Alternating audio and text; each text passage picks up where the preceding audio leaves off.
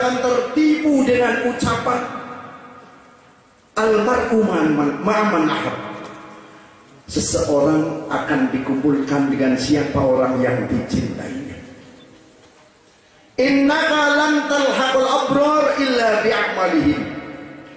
Kamu tidak akan bertemu, kamu tidak akan bersama dengan orang yang baik-baik, kamu tidak akan bersama dengan para habaib dan orang soleh kecuali kamu mencontoh amal-amal mereka. Makanya kita tidak cukup duduk semacam ini, tidak cukup. Akan tetapi dengarkan pengajiannya, dengarkan nasihatnya, lihat akhlaknya. Kita contoh, walaupun tidak semua. Terutama akidah, contoh akidahnya Ahlul Bait. Akhlak contoh akhlaknya Ahlul Bait, walaupun tidak semua. Kenapa? Fa innal yahuda wan nasara yuhibbuna anbiya'ahum wa laysu ma'hum. Yahudi Nasrani mengatakan bahwa dirinya mencintai nabi-nabi, akan tetapi tidak bisa bersama dengan para nabi. Kenapa? Karena ucapan cintanya hanya dalam lisan, tidak dibuktikan dalam amaliyah. Bahkan iman pun tidak. Ini yang sangat-sangat repot. Maka alhamdulillah, saudara-saudara semua datang di sini untuk mengaji. Gurunya Ahlul Bait ini luar biasa. Karena hadirin, kalau kita tidak sampai mencintai ilmu, apalagi sampai tidak mengaji sama sekali, apa kata Imam Syafi'i radhiyallahu anhu?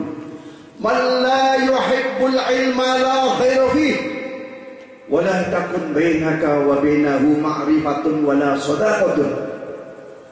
Orang yang tidak mencintai ilmu, tidak ada kebaikannya sama sekali. Dan kamu jangan kenalan, jangan ambil kepercayaan kepada orang yang tidak cinta ilmu,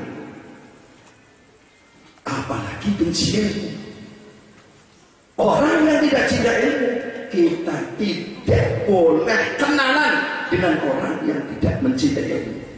Artinya orang yang tidak mencintai ilmu berarti tidak mau ngaji, tidak mau datang majelis taklim, kita tidak boleh kenalan.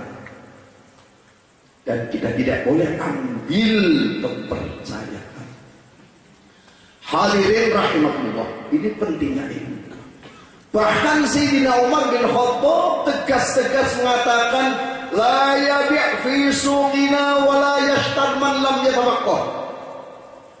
Sahabat Umar bin Khattab melarang, tidak boleh jual beli di pasarku orang yang tidak tahu hukum-hukum Allah, yang tidak tahu halal dan haram. Fa inna man lam yatafaqqah akala riba wa huwa la ya'lam. Karena orang yang tidak tahu hukum Allah kemudian berjual beli, maka dia makan riba tidak tahu. Maka hadirin berbahagialah. Mudah-mudahan kita dikasih istiqomah mengikuti majelis-majelis habaib yang dimana membuka semua ilmu dibuka. Hadirin rahmatullah, kembali agar kita nanti jangan menyesal di kemudian hari. Yang pertama, kalau kita mengaku mencintai Ahlul Bait, kita tiru ibadahnya, kita tiru akhlaknya, terutama akidahnya, walaupun tidak 100%. Bagaimana 100%? Tadi sudah dikatakan, baca tahlil 25.000, sholawat 25.000, tidak bisa karena kita sibuk. Akan tetapi kalau kita tidak bisa, karena kita bukan ahli bait, bukan habib, kita bukan orang soleh, yang penting kita mencintai orang soleh, insya Allah harganya akan sama dengan orang soleh. Yang penting kita pengakuannya diakui oleh Rasulullah Sallallahu Alaihi Wasallam. Hadirin rahimakumullah. Bahkan seorang ulama besar, Imam Abu Yazid Al-Bustami pernah mengatakan, man ra'ani dakhalal jannah. Ini dikatakan jamaah. Barang siapa melihatku maka orang itu akan masuk surga. Ini kata seorang ulama besar. Banyak orang tercengang. Banyak yang orang ragu-ragu. Kenapa? Imam Abu Yazid Al-Bustami mengatakan man ra'ani dakhalal jannah. Barang siapa yang melihatku akan masuk surga. Ada sabda-sabda yang ngacung. Ya Syekh, saya mau tanya. Silahkan tanya apa? Syekh tadi mengatakan barang siapa yang melihatku akan masuk surga. Saya tanya Syekh, kenapa orang-orang yang melihat Rasulullah, orang yang ketemu Rasulullah tiap hari, banyak yang masuk neraka? Kenapa? Apalagi hanya lihat panjenengan. Apa jawabannya? Itu orang yang lihat Rasulullah bukan melihat Muhammad Rasulullah, tapi hanya sekadar melihat Muhammad yatim Abu Thalib. Hanya sekadar melihat Muhammad itu anak yatimnya Abu Thalib. Muhammad itu orang Mekah, Muhammad itu bin Abdullah, tidak tahu Muhammad Rasulullah. Maka melihatnya, duduknya bersama mungkin tidak ada manfaatnya. Artinya kalau kita misalnya duduk bersama Habib, akan tapi kita tidak tahu siapa Habib ini siapa. Hanya sekadar misalnya, Alhamdulillah ya Habib, Habib Mahdi itu yang rumahnya Kali Gaya, cuma itu sebatas itu, tidak ada manfaatnya. Harusnya kita tahu siapa itu Habib, siapa itu Zuriyah, siapa itu Ahlul Bait. Hendaknya kita tahu agar kita yakin, betul yakin. Jangan sampai kita ragu-ragu. Kalau kita ragu-ragu, tidak akan bisa mengikuti. Apalagi, mohon maaf, apalagi sampai suudzon. Oh, Habib itu bodoh, Habib itu Qurannya gak fasih, Habib itu dalilnya gak jelas. Jangan. Ini saya bawakan satu cerita yang terjadi dulu waktu Sultanul Auliya Syekh Abdul Qadir Jailani radhiyallahu anhu masih muda. Syekh Abdul Qadir Jailani radhiyallahu anhu waktu masih muda keluar dari pesantren, punya dua teman. Ini dua teman luar biasa, cerdasnya luar biasa. Kanjeng Syekh suka, Kanjeng Syekh senang, karena biasa munawwarah, biasa mubahasah, sehingga yang sulit-sulit dia terbuka. Akhirnya setelah keluar dari pesantren, pulang ke rumah masing-masing, kebetulan waktu itu ada orang soleh yang sudah sepuh sekali, nggak tahu namanya siapa, hanya disebut Al-Ghawth, tidak tahu namanya. Ini kan jadi saya rembukan sama dua teman. Wahai temanku, kita sudah selesai, kita mengaji sudah selesai. Pulang ke rumah, ayo kita cari barokah, biar ilmu kita barokah, ilmu kita manfaat. Yuk kita soal, ada orang tua, ada orang soleh, Al-Ghawth, kita soal ke sana. Sepakat berangkat. Keluar dari rumah, ini satu orang namanya Ibnu Saqo. Nyetuk dia. Ya Syekh Abdul Qadir, saya nanti mau tanya satu masalah yang sulit jawabannya supaya tidak bisa dijawab. Satu. Yang satunya lagi, saya nanti mau tanya masalah yang saya betul-betul belum tahu, ingin tahu jawabannya. Ini agak mending. Yang ketiga, Kanjeng Syekh, saya tidak akan apa-apa, saya hanya ingin ambil barokah, saya pengen ambil manfaat. Sepakat berangkat. Sampai ke sana, mengetuk pintu. Assalamualaikum. Lama pintu tidak dibukakan. Setelah dibukakan duduk-duduk, Al-Ghawth tidak keluar, ditunggu sampai keluar. Al-Ghawth mukanya terlihat marah. Al-Ghawth duduk. Satu persatu masalahnya dijawab. Hai Ibnu Sa'ud, ente dari rumah punya niat mau tanya masalah? Ini masalah kamu. Bunyinya begini, jawabannya begini di kitab ini. Keluar kamu. Saya tahu dalam badan kamu ada api kekufuran. Terlihat. Ini karena suudzon kepada orang soleh. Karena dia sombong kepada orang soleh, maka terlihatlah api kekufuran. Yang kedua ditanya. Yang kedua, ente mau tanya masalah yang ente belum tahu, pengen tahu jawabannya. Ini masalah kamu ini, jawabannya ini di kitab ini. Kamu keluar, insya Allah kamu mau jadi orang kaya. Yang Kanjeng Syekh, ya waladi, kamu nanti jadi orang wali yang besar, jadi Sultanul Aulia. Ternyata apa yang dikatakan oleh Al-Ghawth terwujud semuanya. 3 orang pulang ke rumahnya masing-masing. Kebetulan di negerinya Ibnu Sa'ud ada seorang raja Nasrani ingin berdebat dengan ulama Islam. Akhirnya Ibnu Sa'ud terpilih untuk berdebat dengan orang ulama Nasrani. Ibnu Sa'ud berangkat menuju ke tempat perdebatan.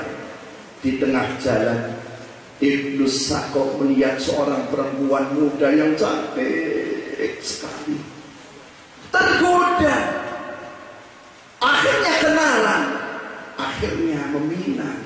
Akhirnya ingin dinikah. Akan tetapi perempuan ini bukanlah perempuan muslimah, akan tetapi perempuan kafir Nasrani. Ada syarat, kalau mau meminang, kalau mau menikah anakku harus masuk Nasrani. Na'udzubillah. Ibnu Sa'ud ternyata masuk Nasrani gara-gara suudzon kepada orang soleh. Ini yang perlu kita jaga sekali. Jaga sekali. Jangan sekali-kali suudzon. Bahkan Imamun Nawawi radhiyallahu anhu kalau mau berangkat ngaji sedekah dan berdoa, ya Allah, saya jangan perlihatkan kekurangannya guru saya, biar saya jangan mencela guru saya. Imam Nawawi kalau berangkat ngaji sedekah, minta pertolongan Allah supaya jangan diperlihatkan kekurangan guru saya, supaya bisa takdim kepada guru saya. Yang kedua, ternyata pas apa yang dikatakan oleh Al-Ghawth, pulang ke rumah dijadikan pemegang tanah wakaf, pemegang sota, pemegang apa, jadi orang kaya. Yang Sultanul Aulia, yang datang ke orang soleh, yang datang ke ulama ngambil barokah, ternyata jadi wali besar. Hadirin rahimakumullah. Di samping walaupun kita sebenarnya jadi santri-santrinya Habib ini sebenarnya belum. Ya tapi alhamdulillah. Tapi belum bisa seperti santri-santri yang tempo dulu. Santri-santri tempo dulu yakin sekali kepada gurunya. Apa kata guru? Dia pasti yakin. Akan tapi kita sudah lumayan, alhamdulillah, istiqomah, insya Allah kita barokah tetap ada, ilmu insya Allah tetap dapat.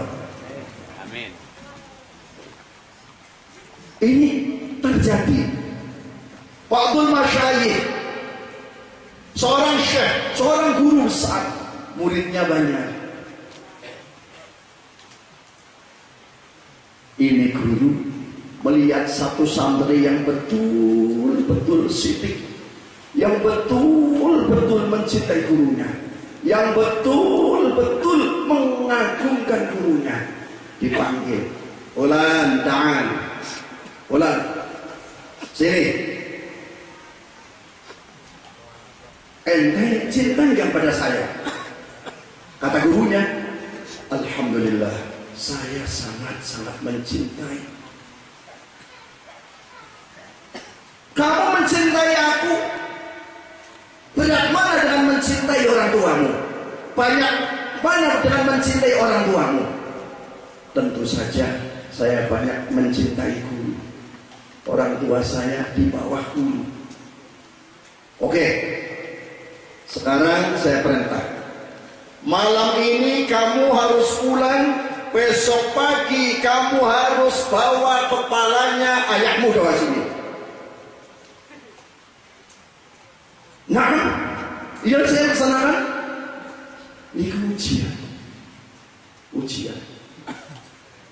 Malam itu pulang ke rumah, naik dinding, lewat atap, masuk kamar. Ternyata kata gelap ada 2 orang perempuan, dianggap ibunya dan satu laki-laki bapaknya. Sudah tanpa tua bapak, kepalanya laki-laki dipenggal, dibawa paginya diserahkan pada gurunya. Ini kepala ayah saya. Kata gurunya, celaka kamu, saya ini hanya main-main, bukan sungguhan. Bukan sungguhan. Kamu sungguh-sungguh gimana kamu? Celaka kamu. Apa kata muridnya? Apa yang dikatakan oleh guru semua saya yakin dan semua saya pastikan itu benar. Ya, kalau begitu coba tolong buka. Setelah dibuka ternyata bukan kepala ayahnya. Ini kepala siapa? Bukan kepala ayahnya. Itu ternyata di situ ada orang yang luar biasa, maling besar, juga biasa mengganggu orang-orang perempuan. Kebetulan pas malam itu tidur di situ, dipenggal lehernya. Dan orang situ tidak ada yang berani. Ini gurunya keramat juga. Jadi ya kita semua sudah, kita semua insya Allah tidak mampu diuji apapun, tidak mampu kita. Yang penting ngaji, yang penting ngaji, ngaji, cari ilmu. Dan kita ada rasa mahabbah, ada rasa takut kalau kita tidak diaku oleh ahli bait, kalau kita tidak diaku oleh para habaib, kita mau kemana? Karena yang dipercaya untuk menjaga umat Islam, Nabi sudah mengatakan adalah habaib. Bahkan Nabi pesan, aku tinggalkan 2 perkara yang berat. Apabila kamu mau berpegang dua-duanya, kamu tidak akan sesat selama-lamanya. Yaitu 1 Al-Quran, 2 itrati ahli baiti. Nabi meninggalkan 2 perkara, 1 Al-Quran, yang kedua keturunan Nabi, ahli bait Nabi. Ini kalau kita hidup di zaman apapun, kita dekat dengan habaib, dengan dekat dengan Al-Quran, insya Allah kita tidak akan sesat. Amin.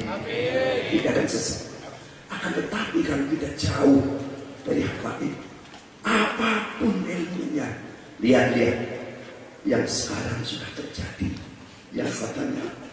yang katanya ahli tafsir, yang katanya ahli apa, tapi ternyata sesat. Kenapa? Tidak lewat ahlul bait yang dipesankan oleh Rasulullah Sallallahu Alaihi Wasallam. Kemudian apabila kita takut, ahlul bait pengaman, ahlul bait amanun di ahli Arab. Ahli baitku pengaman di atas bumi ini. Selagi masih ada ahli bait, aman. Insya Allah aman. Hadirin rahimahullah. Di samping kita dapat ilmu, kita punya guru habaib.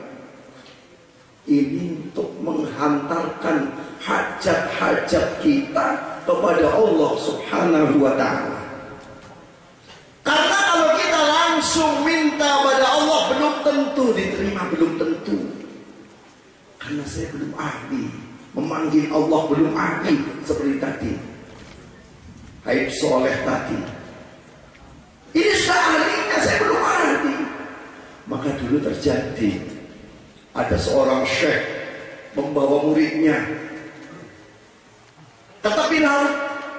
Setelah di tepi laut, kiai bilang, ayo santri ngikut saya berjalan di atas laut.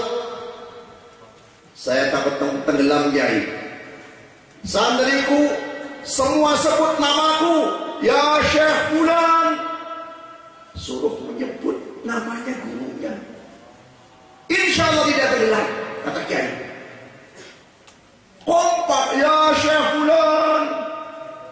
Nyebrang laut, tidak tenggelam.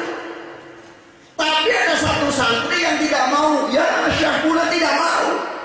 Ya Allah, bilangnya begitu, tenggelam. Subhanallah, tenggelam. Gurunya manggil, Fulan, udah kamu ikut yang lain. Ya Syekh Fulan begitu ikut. Nanti kamu saya beritahu. Akhirnya yang sapi ini yang tenggelam, yang tadi ya Allah tenggelam. Ya Syekh Fulan berjalan di atas laut, ternyata tidak tenggelam. Akhirnya diberitahu, ini begini. Kamu ini belum ahli, manggil Allah Ta'ala belum ahli. Kamu yang sudah ahli manggil saya tiap hari, saya panggil. Nanti yang menyampaikan kepada Allah saya. Ini keuntungan kita punya guru. Keuntungan. Kalau kita tidak punya guru, tidak ada yang menyampaikan kebutuhan kita kepada Allah Subhanahu wa Ta'ala. Karena kita tidak mampu, belum mampu. Makanya kita berbahagia, alhamdulillah. Apapun dosanya, kita datang ke majelis semacam ini, walaupun tidak niat, walaupun jelek. Apa kata Allah? Semua akan diampuni. Diampuni. Kan malaikat dulu pernah mengatakan kepada Allah, setelah Allah menyaksikan, wahai malaikat, ini orang yang hadir sudah saya ampuni, yang minta sudah saya beri, yang minta perlindungan saya lindungi. Apa kata malaikat? Fihi abdun fulanun khatta'un innama marra fajalasa. Ya Allah, ini bukan semua orang baik yang datang. Ada yang gak niat, ada yang gak sengaja, lagi lewat jalan sempit akhirnya duduk. Apa kata Allah? Humul qaumul ladzina la yashqa bihim jalisuhum. Mereka adalah kaum yang tidak akan celaka teman duduknya. Walaupun di belakang tidak punya niat, tidak punya apa, ikut duduk, insya Allah tidak akan celaka.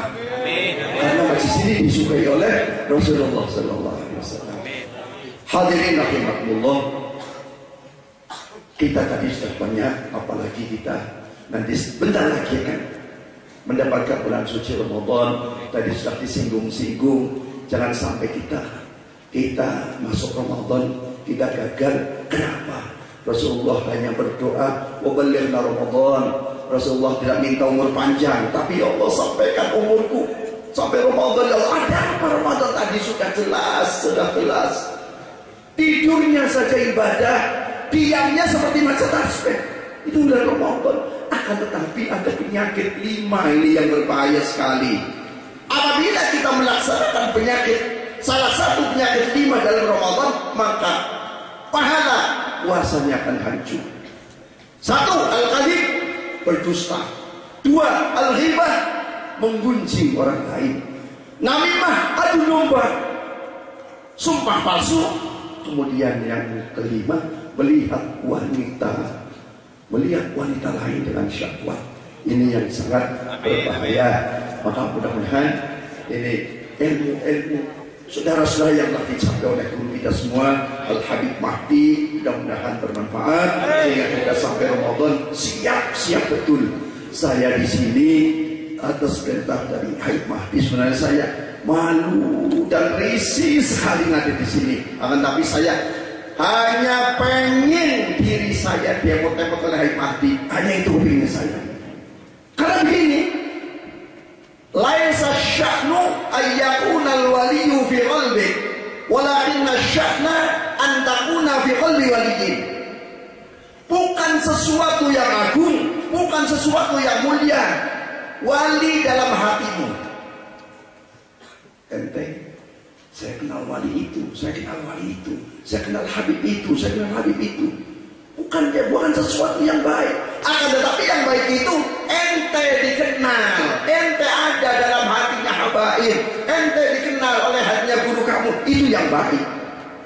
Maka kamu harus mengenal. Kalau ngaji, usahakan di depan.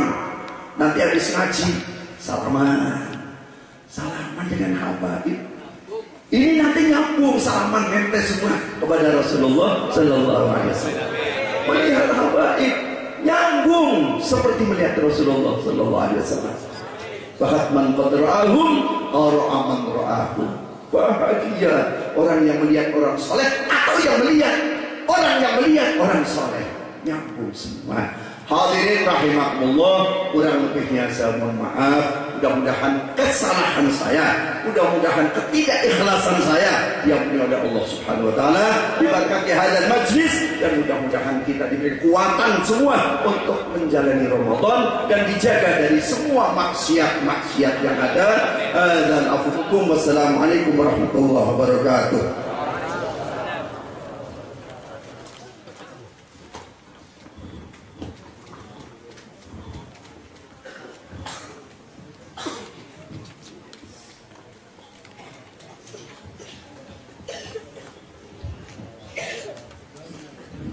Demikian mawdu'h hasanah yang kedua. Kemudian yang terakhir adalah zikir dan doa yang akan disampaikan oleh beliau Al-Habib Husain Al-Bukan Al-Attas. Kepada beliau diberikan segala hormat. Allahumma shalli ala sayyidina Muhammad. Sebelum talqin zikir dan doa yang akan disampaikan oleh Habib Husain bin Umar Al-Attas, saya mohon kepada semua yang hadir dalam mengikuti talqin zikir dengan khusyuk, dengan mengagungkan kalimat la ilaha illallah yang akan dituntun oleh beliau. Kemudian mudah-mudahan berkat talqin zikir yang dibaca dan doa, semua dosa kita diampuni oleh Allah Subhanahu.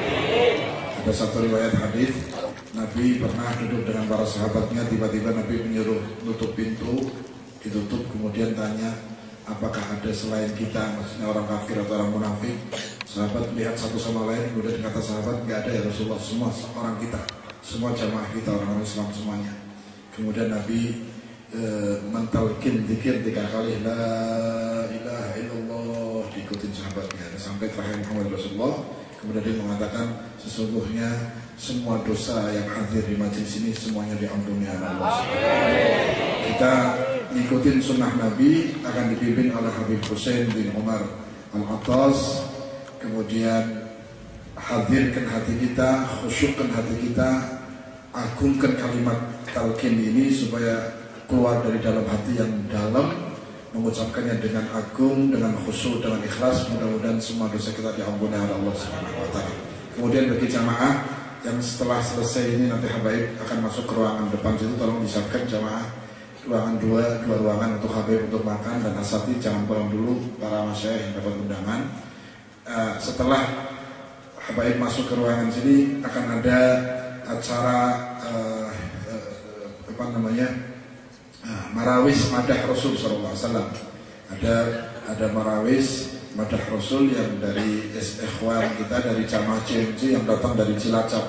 Jadi di majelis ini ada kegiatan rutinan setiap malam Sabtu, jamaahnya dari Cilacap naik motor setiap minggu datang.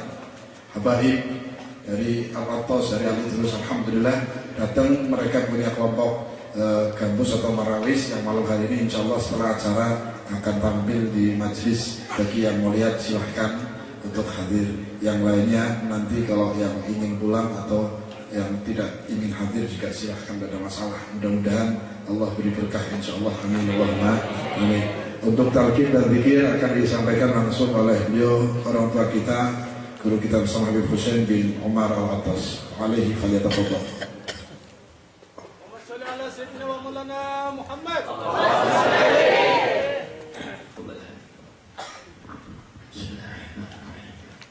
لا إله إلا الله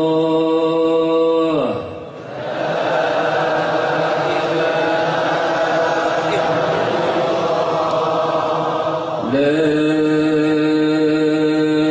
إله إلا الله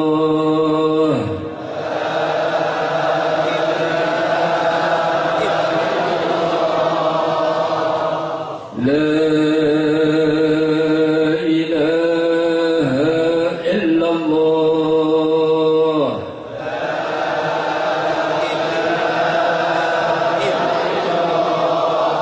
محمد رسول الله صلى الله عليه وسلم وشرف وكرم ومجد وعظم كلمة الحق عليها نحيا وعليها نموت وعليها نبعث إن شاء الله تعالى من العاملين. اللهم صل على سيدنا محمد وعلى آل سيدنا محمد.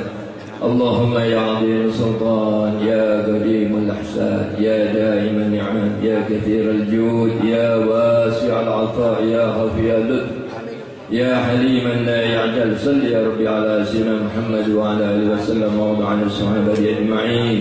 اللهم لك الحمد شكرا ولك المن فضلا وأنت ربنا حقا ونحن عبيدك رقا وأنت لم تزل ذلك أهل. اللهم يا ميسر كل عسير ويا جابر كل كثير ويا صاحب كل فريق ويا مغني كل فقير ويا مقوي كل ضعيف ويا مأمن كل مخيف. يسر علينا كل عسير فتيسر العسير عليك يسير. اللهم يا من لا يحتاج إلى البيان والتفسير حاجاتنا إليك كثير حاجاتنا إليك كثير حاجاتنا إليك كثير وأنت عالم بها وبصير.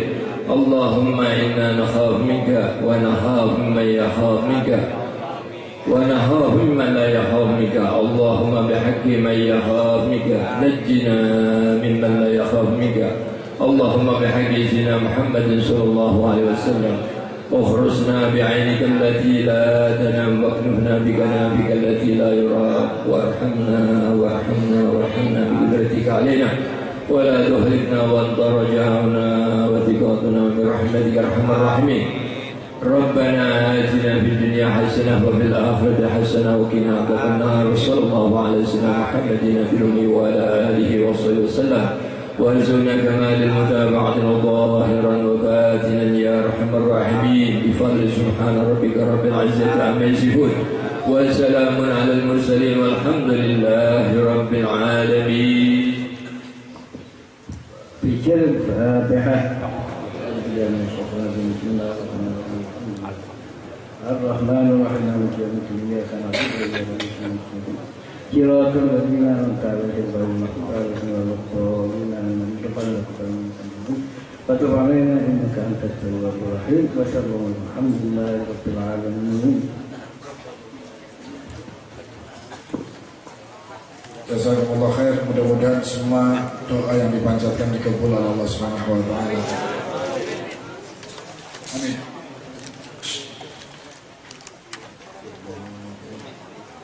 Allah